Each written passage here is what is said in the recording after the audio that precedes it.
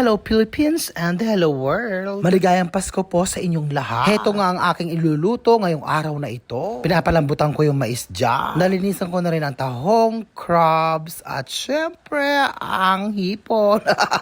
Pakukuluan ko sila sa Sprite para pak na pak ang lasa. Charot!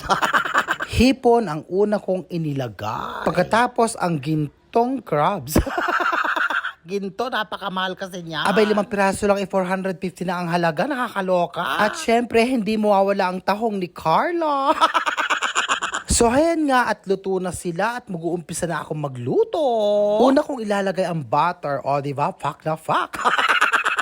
Pagkatapos, magigisa na ako ng bawang. Hindi mawawala ang pagmamaganda ko para makita nyo ako ang nagluluto, para legit. So, ayun na nga at kiwar-kiwaran tayo, nakaluto ako ang sauce. Pagkatapos, ilalagay ko na ang hipon, crabs, at tahong ni Carlo. O, ano yung pak na pa? Aba, napagkasarap-sarap niyan, charot! Ako ang nagluto, no? Siyempre, kailangan purihin ko yan kasi luto ko, di ba? Charot! So, ayun nga, after 48 years, nakaluto na ako ng aking putahe. Pagkatapos, pinuntahan ko si Bimbo sa labas. Aba, nag-iihaw ng barbecue. Napakabango. Effect lang na mausukan ako kasi mabango naman. Di ba? Charot! Bilisan mo magluto, Bimbo, at kakain na tayo. Heto nga pala ang aming handa ngayong Pasko. Ba't may dinding dyan?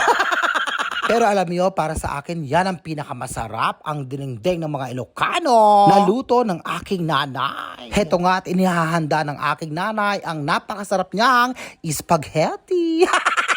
O diba, pak na pak ang dinengdeng. Heto nga at gutom na ang mga bata kaya pinakain ko na sila. O Maron, hinay-hinay lang ha.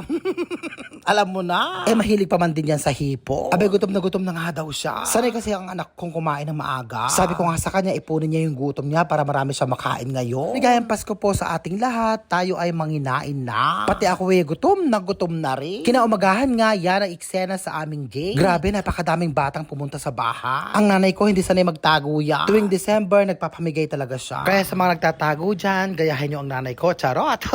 Heto nga at kararating lang ng anak ko at namasko din siya. Maraming salamat po sa lahat na nagbigay ng pamasko sa aking anak. Nandito na rin ang aking kapatid, si Owan at si Dessa, nanginginain. At heto nga at nagpunta ako sa likod ng bahay namin. Meron kasing tulay dito. Napakadaming batang nandyan kanina.